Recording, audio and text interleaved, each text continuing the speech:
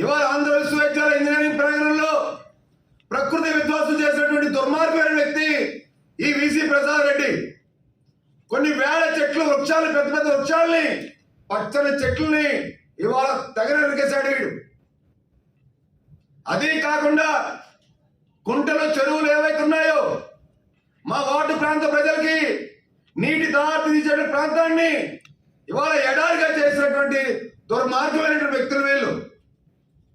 ఇవన్నీ ఒక ఎత్తు అయితే, జేమ్స్ స్టీఫెన్ కి యూనివర్సిటీకి సంబంధం లేకుండా James Stephen university VC Prasad రెడ్డికి తొత్తులాగా వ్యవహరిస్తాడు కాబట్టి తనను తీసుకొచ్చి రిజిస్ట్రార్ గా దొడ్డిదారిలో పెడితే ఇవాళ వాళ్ళు చేసే నియామకాలు 300 పైగా ప్రొఫెసర్ ఆఫ్ ప్రాక్టీస్ పేరుతో అడ్డగోలుగా నియామకాలు చేసినట్టు మాట వాస్తవం కాదా?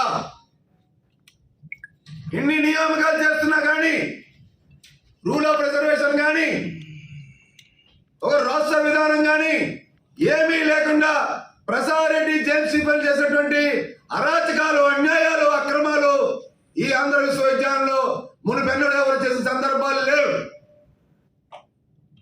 మనం చూసాం, డాక్టర్ సర్వేపల్లి రాధాకృష్ణ గారు టీచర్స్ డే జరుపుకుంటాం మనం. ఏయూ విద్యా కుసుమం ఆయన ఉపరాష్ట్రపతి వెంకయ్యనాయుడు గారు, అలాగే స్పీకర్ జీఎంసీ బాలయోగ్ గారు.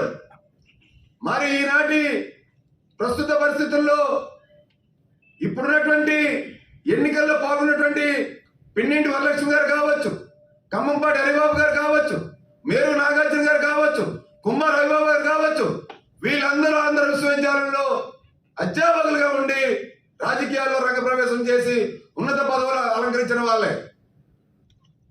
వాళ్ళ కుటుంబాలు కానీ, అప్పుడున్న ప్రొఫెసర్లు కానీ, స్కాలర్లు కానీ ఎన్నికల్లో ప్రచారాలు పాల్గొన్న వాళ్ళే. ఇక్కడ ఎటువంటి ఎన్నికల ప్రచారంలో పాల్గొనకుండా, ఎటువంటి ఆధారాలు లేకుండా, కేవలం తెలుగుదేశం పార్టీ అభ్యర్థి పల్లా శ్రీనివాస్ గారు వాళ్ళ సతీమణి అవడం వల్ల జి లావణ్యదేవి గారిని కక్ష కట్టి ఇవాళ సస్పెండ్ చేయడం జరిగింది. ఇంతటితో ఆగలేదు వీళ్ళు. ఆమెకి ప్రమోషన్లు ఇవ్వలేదు. వీళ్ళకి అర్థమైపోయింది, వీసీ ప్రసాద్ రెడ్డికి ఇవాళ స్టీఫెన్లకి ఇంకా మనకి విశాఖలో తరిమిదరం కొడతారని అర్థమైపోయి, వైసీపీ ఓటమి పాలవడం ఖాయమని చెప్పి అర్థమైపోయి, రేపు 4వ తారీఖున వచ్చేటువంటి రిజల్ట్స్ ఏవైతే ఉన్నాయో ముందుగానే గ్రహించి వీళ్ళు అక్కస్తోనే ఇవాళ సస్పెన్షన్ కు గురి చేశారు. ఇవాళ ఏమి ఇదే వీసీ ప్రసాద్ రెడ్డి స్టీఫెన్లు యూనివర్సిటీ విద్యార్థుల్ని సర్వేల పేరుతో ఉత్తరాంధ్ర మొత్తం ఎన్నికల కోసం, వైసీపీకి ఎన్నికల కోసం వినియోగించుకున్న మాట వాస్తవం కాదా? వీసీ ప్రసాద్ రెడ్డి భార్య ఒక మహిళ కాదా? స్టీఫెన్ భార్య ఒక మహిళ కాదా? ప్రసాద్ రెడ్డికి ఒక కూతురు లేరా? ఒక ఆడపడుచుని, ఒక బీసీ సామాజిక వర్గానికి చెందినటువంటి ఒక అధ్యాపకురాల్ని మీరు ఈ విధంగా కక్ష కట్టడం, యాదవ్ సామాజిక వర్గాల మీద మీరు దాడి చేయడం కాదా? ఇదే ఆంధ్ర విశ్వవిద్యాలయంలో గో హత్య జరిగింది. గోవుని చంపేశారు. యాదవులు గోగాపురం ఎవరైతే ఉన్నారో వాళ్ళు గోవులు యూనివర్సిటీలోకి వచ్చాయని చెప్పి గోవుని చంపేసినటువంటి దుర్మార్గమైనటువంటి వ్యక్తి వీసీ ప్రసాద్ రెడ్డి.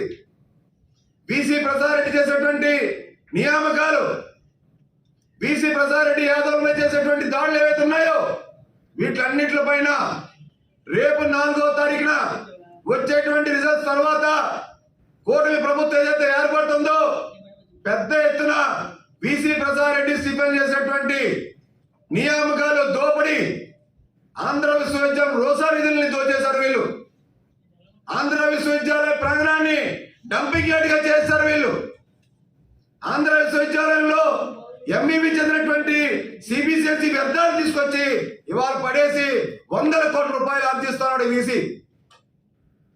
వీళ్ళు ఒక విశ్వవిద్యాలయాన్ని వ్యాపార కేంద్రంగా మార్చేసి వీళ్ళు చేసినటువంటి అరాచకాలు ఏవైతే ఉన్నాయో తెలుగుదేశం పార్టీ అధినేత చంద్రబాబు నాయుడు గారు, జనసేనాని పవన్ కళ్యాణ్ గారు, అలాగే నరేంద్ర మోడీ గారు ఖచ్చితంగా యూనివర్సిటీ వ్యవహారాల పైన పూర్తి స్థాయిలో సిబిఐ విచారణ జరిపి వీళ్ళందరినీ కూడా శిక్షించి ఆంధ్ర విశ్వవిద్యాలయం యొక్క కీర్తి ప్రతిష్టల్ని కాపాడేలాగా యాదవ్ చేసిన అన్యాయం ఖచ్చితంగా వీళ్ళు జాతికి క్షమాపణ చెప్పేలాగా మేమందరం కూడా పోరాడతామని చెప్పి కూడా తెలియజేస్తా ఉన్నాం.